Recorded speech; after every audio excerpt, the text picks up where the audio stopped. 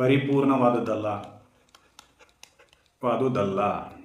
This right is not absolute ಅಂತಂದ್ರೆ ಇದು ಪರಿಪೂರ್ಣವಾದದ್ದಲ್ಲ. ಇದರ ಮೇಲೆ ಸರ್ಕಾರ ಪ್ರತಿಬಂಧನೆಗಳನ್ನು ಹಾಕಬಹುದು. ಈ ಪ್ರತಿಬಂಧನೆಗಳು ನ್ಯಾಯೋಚಿತವಾಗಿರಬೇಕು.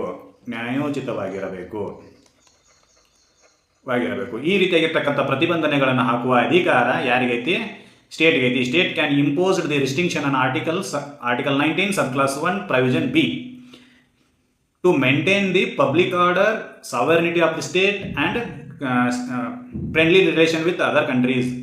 ಈ ರೀತಿಯಾಗಿರ್ತಕ್ಕಂಥ ಸಬ್ಜೆಕ್ಟ್ಗಳನ್ನು ಇಟ್ಟುಕೊಂಡು, ವಿಷಯಗಳನ್ನು ಮುಂದಿಟ್ಟುಕೊಂಡು ಸಾರ್ವಜನಿಕ ಶಾಂತಿ, ಆಮೇಲೆ ಸಮಗ್ರತೆ, ಆಮೇಲೆ ಸಾರ್ವಭೌಮತೆ, ಜೊತೆಗೆ ವಿದೇಶದೊಂದಿಗೆ ಸ್ನೇಹಯುತ ಸಂಬಂಧಗಳನ್ನು ಮುಂದುವರಿಸಲು ನಾವು ಏನು ಮಾಡಬಹುದು ಅಂತಂದ್ರೆ ಸರ್ಕಾರ ನಮಗೆ ಇಲ್ಲಿ ನ್ಯಾಯೋಚಿತ ನಿರ್ಬಂಧನೆಗಳನ್ನು, ರಿಸ್ಟ್ರಿಕ್ಷನ್ ಹಾಕಬಹುದು.